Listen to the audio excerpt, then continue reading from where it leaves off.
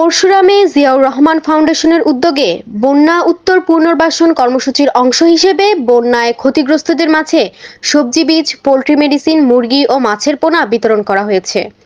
২৮ September শনিবার সকাল ১১টায় স্থানীয় অডিটোরিয়ামে ওয়ার্কিং কমিটির সদস্য কৃষিবিদ ডক্টর খন্দকার মাহফুজুল হক বাচ্চুর সভাপতিত্বে অনুষ্ঠানে প্রধান অতিথি হিসেবে ছিলেন বিএনপি চেয়ারপারসনের উপদেষ্টা ও জিয়াউর রহমান ফাউন্ডেশনের নির্বাহী পরিচালক অধ্যাপক ডক্টর ফারহান হালিম ডোনার। অনুষ্ঠানে স্বাগত বক্তব্য রাখেন পরশুরাম উপজেলা বিএনপির আহ্বায়ক আব্দুল হালিম। বিশেষ অতিথি ছিলেন গবেষণা সম্পাদক, বিএনপির কেন্দ্রীয় নির্বাহী কমিটি ও ওয়ার্কিং কমিটির সদস্য শামীমুর রহমান শামীম, সহস্বাস্থ্য বিষয়ক সম্পাদক ও বিএনপির জাতীয় নির্বাহী কমিটির মনিটর কৃষিবিদ ডক্টর পারভেজ রেজা কাকন, বিএনপির কেন্দ্রীয় নির্বাহী কমিটির সদস্য ও পরশুরাম পৌরসভার সাবেক মেয়র আবু তালেব, ওয়ার্কিং কমিটির সদস্য কৃষিবিদ শফিউল আলম দিদার, কৃষিবিদ আব্দুল ওয়াহেদ, পরশুরাম উপজেলা কৃষি কর্মকর্তা ভারপ্রাপ্ত সিফাত হাসান।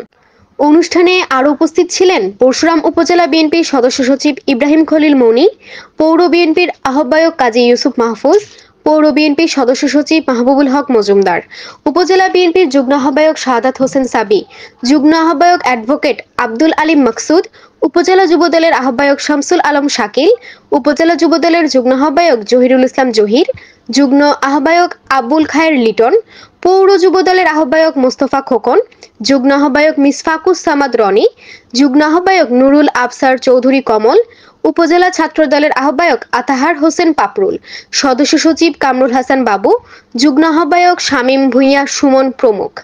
অনুষ্ঠানে প্রায় ৩০০ ক্ষতিগ্রস্ত পরিবারকে সবজি বীজ, পোল্ট্রি মেডিসিন, মুরগি ও মাছের পোনা বিতরণ করা হয়। শুধুমাত্র প্রাকৃতিক দুর্যোগ এই বন্যা হচ্ছে রাজনৈতিক বন্যা।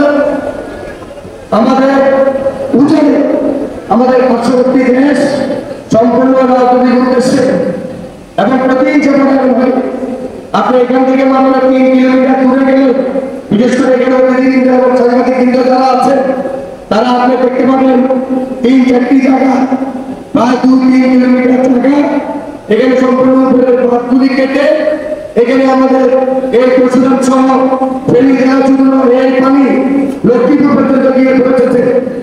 এই ভারত থেকে এর উপরেও তাদের যে বাঁধগুলি আছে ছিল প্রায় ৭-৮ কিলোমিটার উপরে আমরা জানতে পেরেছি সেই বাঁধগুলি কেটে দেওয়া হয়েছে সম্পূর্ণরূপে বাংলাদেশের মানুষকে পানিতে মানার জন্য। আমাদের প্রতিনিধি আসবে এবং একটু কথা বলেছেন মুরব্বীদের এখানে এই করে হয়ে যাবে গতকাল পরে এখানে বিভাগ করে গেছেন, সে একের পর এক নিরন্তরভাবে উনি কাজ করে যাচ্ছেন। সেই সুবাদে এটা ম্যাডামের আসাম এবং ম্যাডামের ফোনের হিসাবে কাজ করতেছেন।